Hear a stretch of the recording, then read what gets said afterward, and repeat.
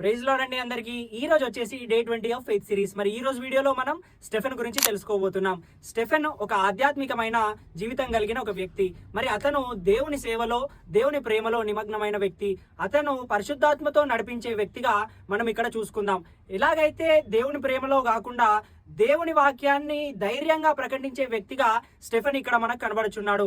ఏవేవైతే కష్ట సమయాలు వచ్చినాయో, కష్ట సమయాలలో కూడా, క్లిష్ట సమయాలలో కూడా వెనకడుగు వేయకుండా దేవుని వాక్యాన్ని, దేవుని మాటను, దేవుని సత్యాన్ని ప్రకటించే వ్యక్తిగా స్టెఫెన్ జీవితం మనం చూసుకోవచ్చు.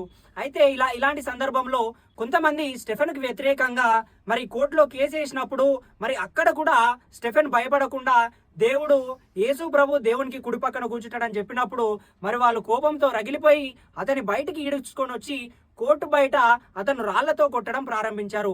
ఆ సమయంలో కూడా, క్లిష్ట సమయాలలో కూడా స్టెఫెన్ వెనకకి తగ్గకుండా, మరి యేసుని కించపరచకుండా, ప్రభువా వీరిని క్షమించండి, నన్ను కొడుతున్న వారికి వీరికి ఏం తెలియదు, వారి పాపాల్ని లెక్క చేయకండి, ఇప్పుడు నన్ను కొట్టేదాన్ని వారి పాపం కింద లెక్కించవద్దని దేవునికి ప్రార్థన చేసిన ఒక కృపగల వ్యక్తిగా స్టెఫెన్ని మనం చూసుకోవచ్చు. అయితే మనం దీనివల్ల ఏం నేర్చుకోవాలంటే, మనం ఎప్పుడైతే దేవుని వాక్యాన్ని ప్రకటిస్తామో మనకు అనేక ఆటంకాలు ఎదురవుతాయి.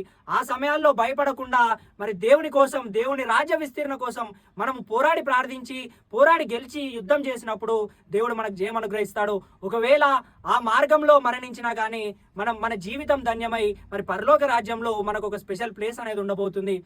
మనం ఇక్కడ గమనించాల్సిన విషయం ఏంటంటే, కేవలం దేవుని రాజ్య విస్తీర్ణ కోసమే కాదు, మనం ఏ పని చేసినా కానీ మన థాట్స్ కరెక్ట్గా ఉండి మనం ముందడుగు వేసినప్పుడు, అవి మన స్టెప్స్ కరెక్ట్ ఉన్నాయో, మనకు వచ్చిన ఆటంకాలను ఎదుర్కొని ముందుకెళ్ళాలి తప్ప ఆటంకం రాగానే మనం వెనకడుగేయొద్దు.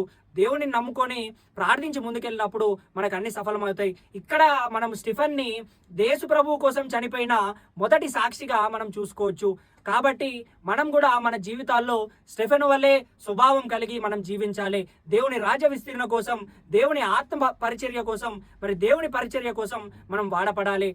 ఈ విధంగా స్టెఫెన్ నడుచుకున్న ఘటన మరి మన జీవితాల్లో కూడా స్టెఫెన్ వల్లే నడుచుకోవాలని సూచిస్తున్నాను. ఇప్పటి వరకు వీడియో చూసినట్లయితే వీడియోని లైక్ చేయండి. మా ఛానల్ ఇంతవరకు ఫాలో చేయని వారు ఫాలో చేసి సబ్స్క్రైబ్ చేయండి. Thank you. Praise the Lord. రేపు వేరే వీడియోతో కలుసుకుందాం.